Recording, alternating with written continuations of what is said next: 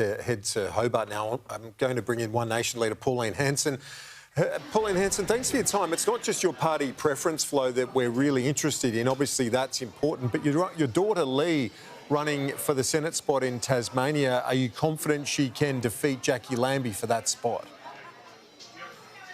Look, there was good feeling on the polls today. I was on the polling booth all day today, and people were very receptive of Lee and very impressed with her.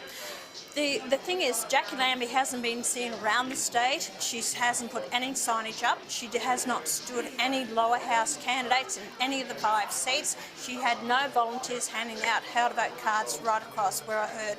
Up and around her area, northwest of Tasmania, a lot of feedback I'm getting through, great support for One Nation. So it's going to be quite interesting once we see these votes come in. So I'm very upbeat about Lee hopefully winning the seat. Pauline, Andrew Clennell here. Can I ask how you feel your preferences will go? Often they go about 55, 45, 60, 40 to the coalition. You're getting a stronger vote in some areas. How do you think they'll flow, and what do you think of the performance of Peter Dutton during this campaign? Yeah. I think our flow of preferences to the coalition will be higher this time because we've got a lot of coalition voters that have actually come across the One Nation and happy because we're flowing our preferences back to the coalition. Although I think that we've taken a lot of coalition votes as well, but I think there are disgruntled Labor voters as well voting One Nation. Early polling shows that we're up in the voting, and it's very early polling, so we're up in what we were last time. So it's basically a protest vote against the major political parties. What I've heard from a lot of people on the ground is they're not happy with Peter Dutton and his performance. He hasn't been, that backbone, the leadership qualities they're looking for people. He hasn't shown what he's going to do.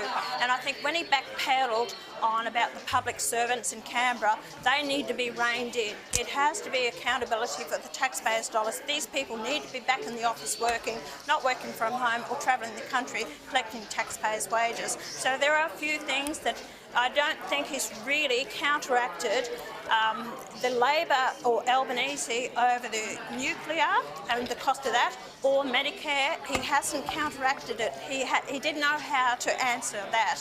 It's been a very strong campaign by Labor and the Albanese and what they put forward, what the Libs were going to do. Pauline, Murray-Watt here. I think there was just some questions about preference arrangements between One Nation and the coalition this time round.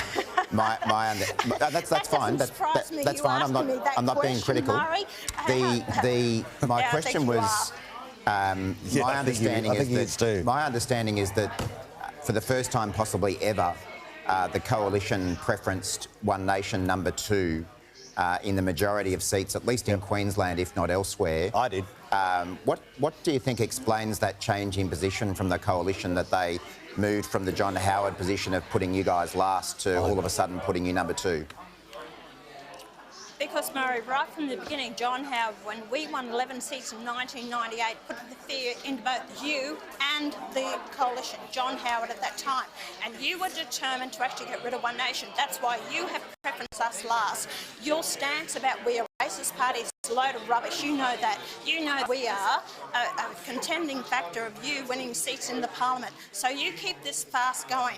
When you look at the Greens, what they stand for, but you preference them again above One Nation, you know, Murray, you can lie straight in bed. And the whole fact is you keep saying One Nation. Because I work with the coalition, I don't agree with everything that they say. And they don't agree with everything that I say either. But I'll tell you this, Murray, you backed me on the dairying industry when you were in opposition, that to support the dairying industry. Then when you were in government, I had a meeting with you and I said, Murray, what are we going to do about the dairying industry? You did absolutely nothing.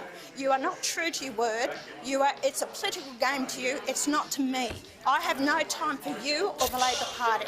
You're all talk, no action. But why is Peter Dutton preferenced you number 2? I wouldn't keep asking her questions if I was you. Well, she hasn't answered. It's not going so well for you, mate. Now you know what it feels like. It's going very This is exactly what it feels like. Thank you. We could keep going on that, but you do not consult. That was a good spray, and I think you do not consult with us. You actually have passed 220 pieces of legislation without consultation, debate on the floor of Parliament. You're Pauline Hanson, the Labor Party. So that's their thought. Okay. Thank you for joining us, Pauline. Appreciate it. It just came out on the Murray plate. Watt, appreciate it. It's great because we get everyone involved in the discussions. We've got